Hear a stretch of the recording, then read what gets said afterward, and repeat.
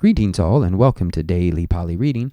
Today we're going to dip our toes for the very first time into the Anguttara Nikāya, that is the body of work dedicated to the numbered discourses of the Buddha.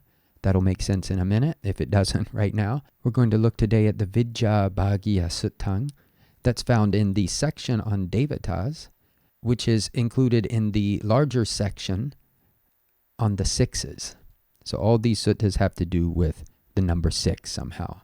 Chayime bhikkhave dhamma vijjābhāgiyā. So our very first word could present a problem if we look at it as one word. I shouldn't say it's one word. This first thing that is run together as one word is actually two words. It's cha and ime. And in this case, when these words come together, instead of one of these vowels taking over another one, this Y gets inserted. Now, we should remember that these suttas were transmitted orally. So we shouldn't think that they wrote in a letter Y. It's just that when this was pronounced, this is how it sounded. So not cha-ime, but cha-ime. Just apparently made it easier to say. And as you go through the Anguttara Nikāya, you'll notice that this pattern that we see here today is repeated very often. So once you get used to it, you know what to look for. And that's what we're doing here. We're getting used to this cha-ime put together, cha-ime. So cha is the number 6. Ime is the demonstrative pronoun, masculine nominative plural. And you're going to see this a whole lot. Some kind of number and then a demonstrative pronoun. So 6 these, literally, and we're going to come back and we'll make this a smoother translation in a second. Bhikkhave, now this is our post-positive vocative plural, bhikkhu, O monks. The vocative case is used when we're addressing a person or a group of people, or I suppose even it could be a metaphoric concept. Dhamma. Now, Dhamma we are going to come across a lot. I didn't write it down here. So in the plural, I think we've said that Dhamma could mean phenomena or qualities. Here, I think we're going to go with states. And again, this will make sense in a minute. But you could pick phenomena or qualities. Vijjābhāgiyā. So here we have a compound, and this is a tapurisa.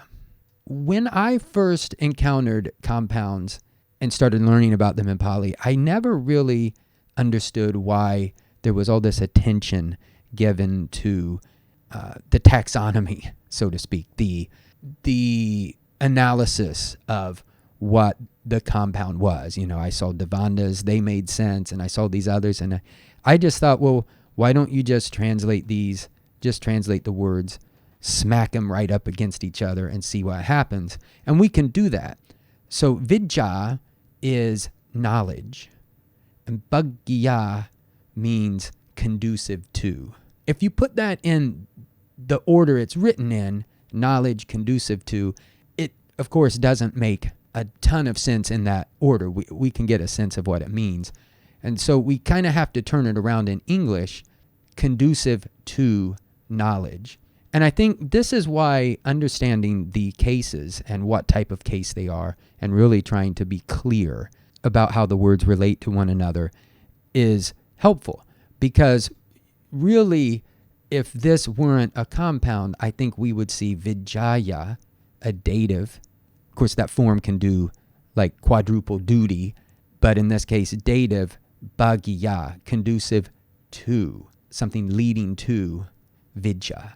So if we put this all together, I think we could, in English, it would be better to say something like, there are these 6 states which lead to or which are conducive to knowledge. Now that in English, I've added this relative clause. We probably could do a translation. These 6 qualities or these 6 states are conducive to knowledge. That would work. And it's sort of up to you. Certainly when we just read this, we don't have to commit to an actual translation. We want to get a sense of how the Pali works and get the meaning from that. If we do have to settle on a translation, then that would be up to you, dear listener, what you think is best. Sometimes streamlining it might be better, or to expand it with something like a relative clause. And often compounds do function as relative clauses. Kattame cha. Kattame is an interrogative pronoun, and it's plural. This a marks the plural. And we find cha again, 6. Which 6? What are the 6? Something like that. We could put a form of the verb to be in there in English, but which 6 would work fine, I think. I think that we get the meaning there. And now we're going to get the 6. Anicca sanya. So anicca we've come across before, impermanence. And sanya has also, I don't know that it has come up explicitly. It's one of the khandas. Here I think we can just understand it as perception of, and this is another tapurisa, and we could, again, try this technique of saying impermanence perception. That has kind of a meaning. I think in English we could get that. But to be a little more clear, I think what we would be looking at is, if we broke these words apart, anicca sanya, the perception of impermanence. That's number 1. Number 2 is dukkha sanya. Now we talked about dukkha recently in the Vijjābhāgiyasuttaṃ. Dukkha, unsatisfactoriness, ill-at-easeness, which is not really a word, but it gets at the meaning. Suffering kind of oversells dukkha, but of course suffering is a part of dukkha. So here, the same form would hold, dukkhasa sanya, the perception of dukkha. And not only the perception of dukkha, but the perception of dukkha anicca, in impermanence. And here, anicca is locative. And I should say, because I didn't, when I say aniccassa sanya or dukkhasa sanya, I'm making those into genitive cases. And this is the form that we actually find in the Vijjābhāgiyasuttaṃ. So we first notice impermanence, then dukkha, and then anatta. That's the order of the 3 characteristic marks of existence. So continuing, dukkha. In dukkha, in unsatisfactoriness, the perception of anatta, the perception of not the self. Pahana sanya, the perception of giving up, of abandoning. This is referring to giving up the 5 hindrances. Viraga sanya. Viraga is lack of passion. So overcoming passion, especially hate and anger. And finally, number 6, nirodha sanya. Nirodha is a word that comes up a lot in Buddhism. Cessation, repression, annihilation. So the perception of cessation. And then, of course, it's a very fair question to ask, the cessation of what? And I think cessation is something that Westerners, when we come across this word, it seems maybe almost scary, like the cessation of our own consciousness, our self. But first, we would have to situate that and say the cessation of delusion, of anger, of greed, of all sorts of negative traits would be one thing. But also, indeed, our own personal consciousness. This isn't explicitly part of what we're discussing here, but if you who finds non-dualism sort of intuitively correct, aesthetically correct, then the cessation of something that separates us from, or that creates us and other, that creates duality. But I would also like to share this word nirodha comes up in Patanjali's Yoga Sutras, the second sutra actually. Now, I don't know Sanskrit, so forgive my pronunciation here. Yoga Chitta Vritti Nirodha. And we can kind of get a sense of what this means. Yoga, this is just how it gets pronounced in Sanskrit. Yoga is, this would work the same way. We have to supply a verb, the verb to be, some form of the verb to be.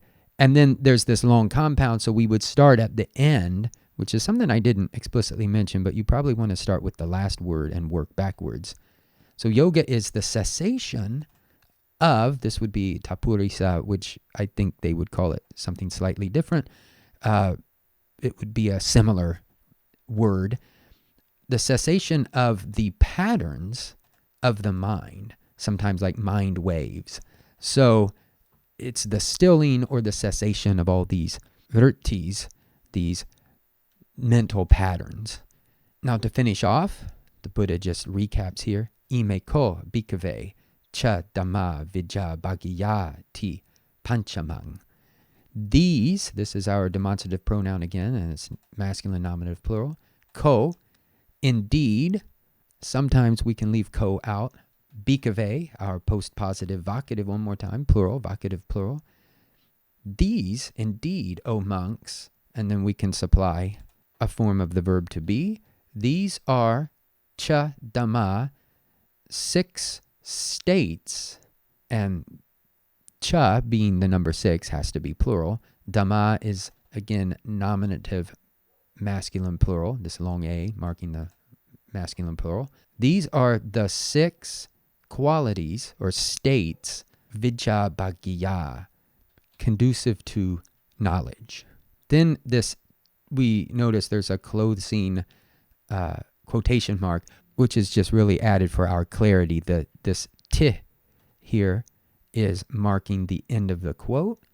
And then panchamang means the 5th sort of, I don't know if I want to say iteration, but it's the 5th time this subject matter has been tackled. Specifically, 6 states or qualities. Also, if you do go look into this in the Anguttara, make sure you look up number 4, Devata. There is another Devata, which is, there's a 7th section too. If you go looking through the 7th section and you go to the 5th sutta, it won't be this one. And I know that because I did just that a few moments ago. Peace, everyone.